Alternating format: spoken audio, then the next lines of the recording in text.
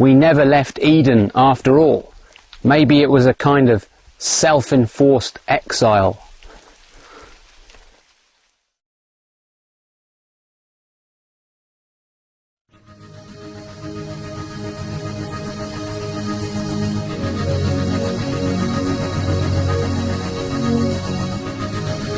It is indeed a fantastic planet. The Philippines, for example.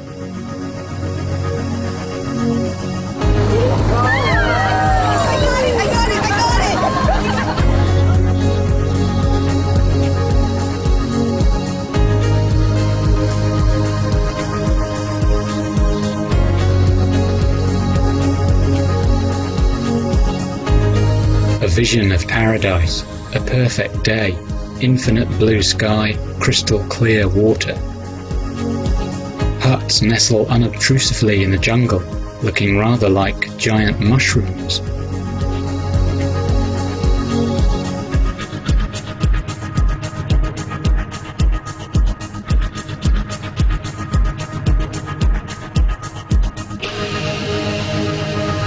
The oceans here are teeming with life, in all shapes and sizes. I named this strange fellow the toadfish. Its Latin name probably has less of a ring to it. An inventive crustacean, faithfully obeying the instructions on the container, for external use only. And the real star of the show, our brilliant sun, powering the biosphere from a distance of 90 million miles.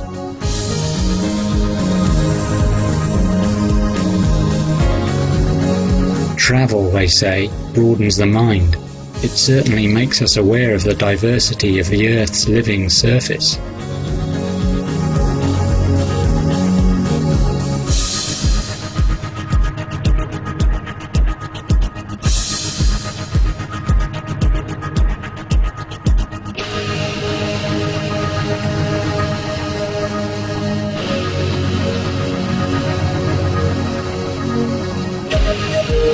Filipino people might lack mobile phones and other forms of material wealth, yet they seem more relaxed, more free of stress, and more friendly than city people in the West.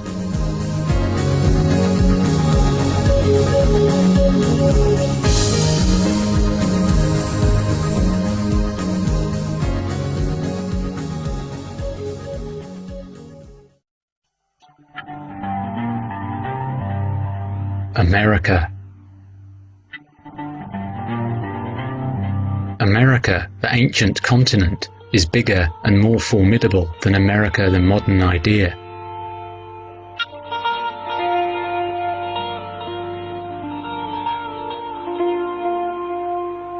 It is a vast and spectacular landscape. The concept of deep time comes to mind, the realization that the Earth's surface has been subject to constant change for some 4.5 billion years.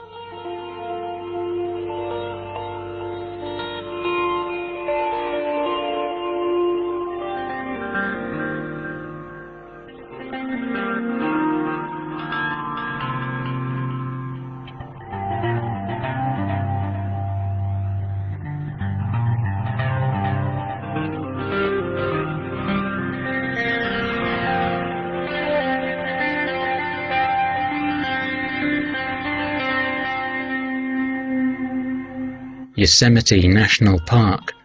There are no shopping centres here, no banks, no skyscrapers, no billboards, just nature pure and simple.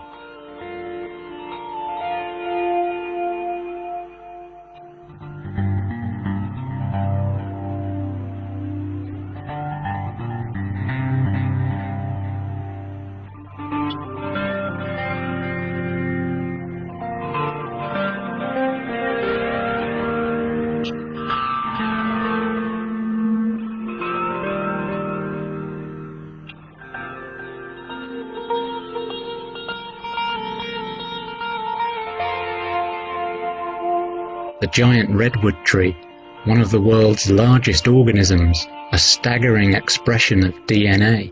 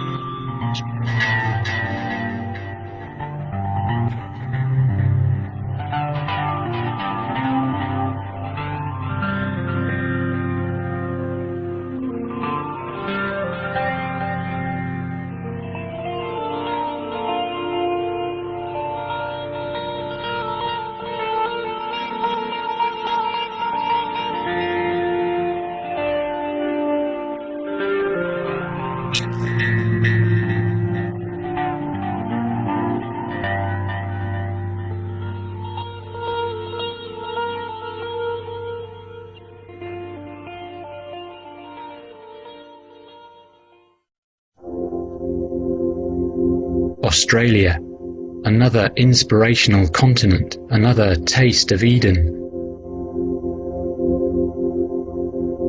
As an environment or land, Australia has a long history of being revered.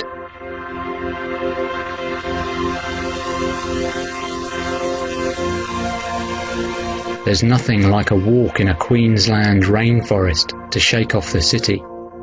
You are surrounded by a compact web of organisms, all feeding back upon one another in sensible ways. The result is a healthy and self-balancing ecosystem, the very essence of what the biosphere is all about.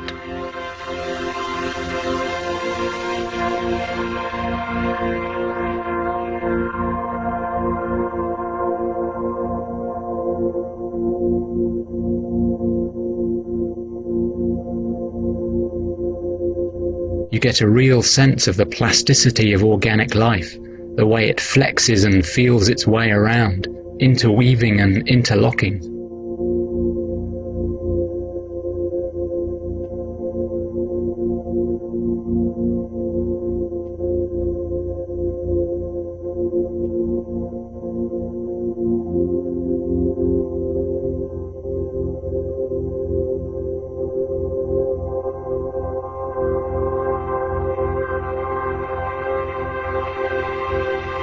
More exquisite expressions of DNA, from the angelic and the sublime to the cuddly and sleepy.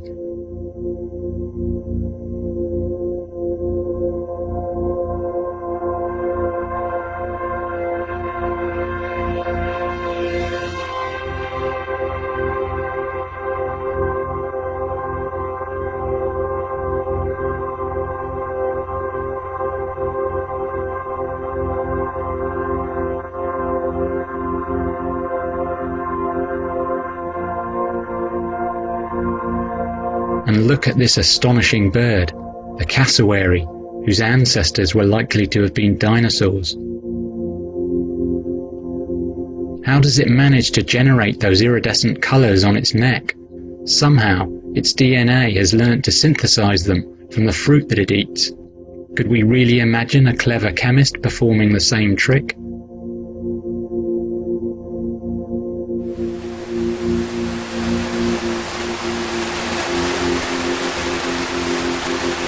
Through the process of transpiration, rainforests manage to create their own local weather systems, ensuring that water is constantly being recycled betwixt land and sky.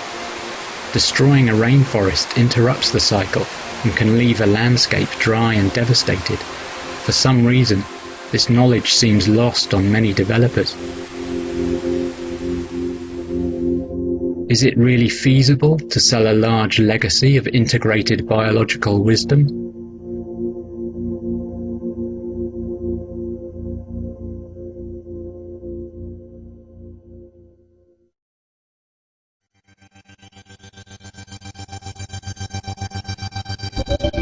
Fiji, in the South Pacific, gives us another glimpse of what the biosphere looks like when it has not been plundered and overridden by human civilization.